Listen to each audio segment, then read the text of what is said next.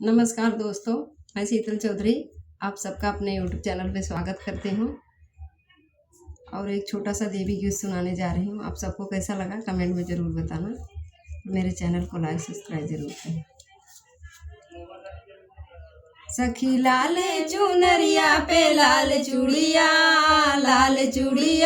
हमर मैया करेली, हमर मैया करेली शेरो सवरिया, हमर मैया करेली शेरो सवरिया, हमर मैया करेली। मैया के सिर पे है सोहे मुकुटवा, मथवा में लागे है लाल रंग टिकावा। मैया के सिर पे है सोहे मुकुटवा, मथवा में लागे है लाल रंग टिकावा।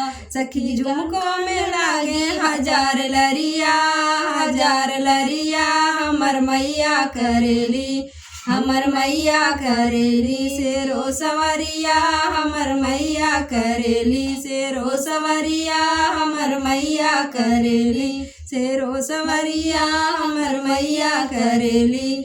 मैया के गले में सोहे है हरवा, कानों में सोहे है बाली झुमकवा।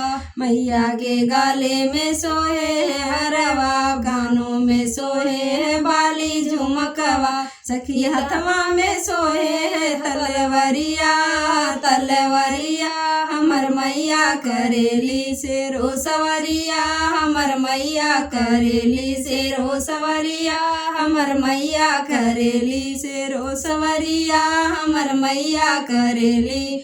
मैया के अंगों में सोहे चुनरिया, चुनरी में लागी है लाली किनरिया।